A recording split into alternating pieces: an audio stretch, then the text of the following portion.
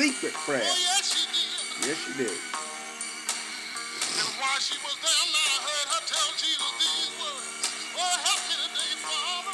Help me today, Father. Good morning. Sorry that was a long intro. I'm a sleepy duck again. I just can't seem to get on the right, rails or off the right rails or whatever.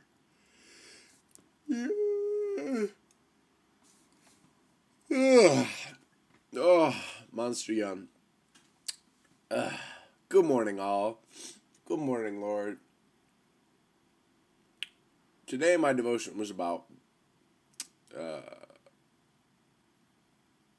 blessed are the poor in spirit.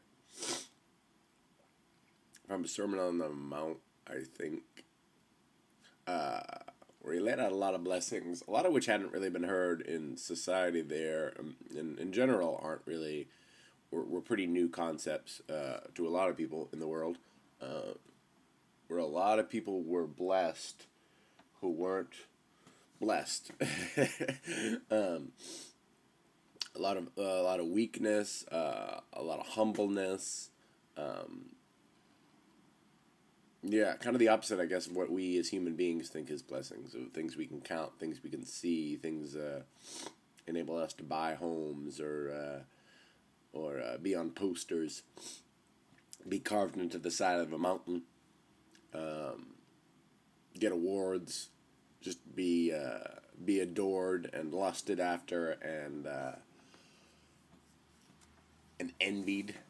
Being envied is always pretty good. So Christ laid out all these things that were really quite the opposite, saying that a lot of what we pursue, which I think actually continues over into nowadays a little bit, well, not a little bit, I mean, definitely we are obviously built on a society that still praises a lot of things that aren't really very worthy, but it's funny because to me it probably entered into my life. I mean, I'm an actor, so of course, I'd like I would like to have an Oscar in the next couple of years, and I'd like to be on posters, and I'd like people to be like, hey, oh my gosh, what's up? Dude, I loved you, and blah, blah, blah. And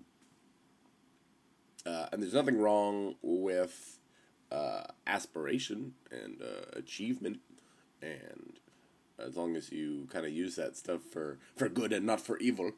But a lot of it, what Christ was talking about was pursuing was the intention and your heart.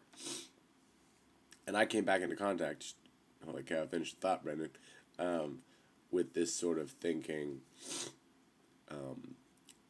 with the secret, actually, metaphysics and the use of that to sort of talk about how you can set intentions in your life in order to achieve things, and actually, I mean, I there is something to that, and I believe that's part and parcel of what we're supposed to be doing in terms of not dwelling on that which is going to be our downfall, and ain't nothing wrong with that at all. But it's funny because the actual secret, the video thingy, and I haven't read the book, but on the video thingy, a lot of it focused on, and that I remember I watched it with some friends, and what we all were like, that was weird, that it focused a lot on, like, cars and houses and money and stuff like that, and none of that stuff matters, man. It's a nice little dressing, but that's not important.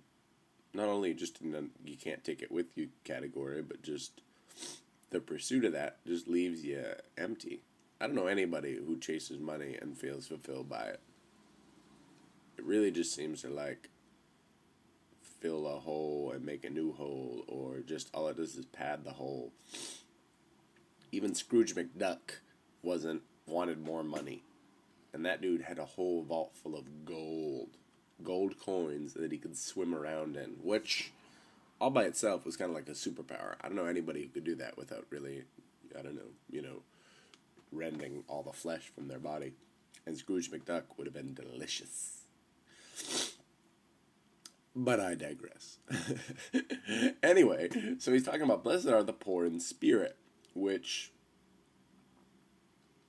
is something I struggled with understanding even, really, because I was like, no, Lord, how am I poor in spirit? Like, I feel flush, especially lately. I feel flush with joy and it carries over everywhere. It's not just in you, but it's just like I just feel good and pretty dang confident. And sure, there's slippages, and I get schizophrenic, and things will happen that are very frustrating that will kind of deflate me or derail me or whatever. But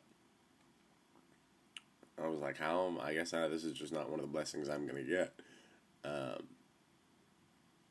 But maybe I can, because I think lately a lot of my joy has come from that sacrifice of me, of, okay, I'm going to state my intentions to the world, and I'm going to pursue this thing and this thing and this thing, and yay, and trudge, and that'll give me joy. I've been relinquishing, really, my spirit. So the fact that I don't feel poor in spirit, and I was like, oh, bummer, blessing missed out on, may actually be the blessing in and of itself. The fact that I haven't really placed much confidence in my spirit alone in quite a long time. So blessed are the poor in spirit, because honestly, if you're that much of a pauper within yourself, the sooner you're going to realize that you ain't got it. You ain't got it. Even if you got of this world, maybe you're not a pauper of the pocket, but a pauper of the soul. You're going to realize eventually, oh man, that's right, I'm kind of miserable. And the sooner you'll turn outside of yourself to have someone else solve that, because you can't do crap about it. So maybe, fingers crossed, still be a part of that blessing. I don't know.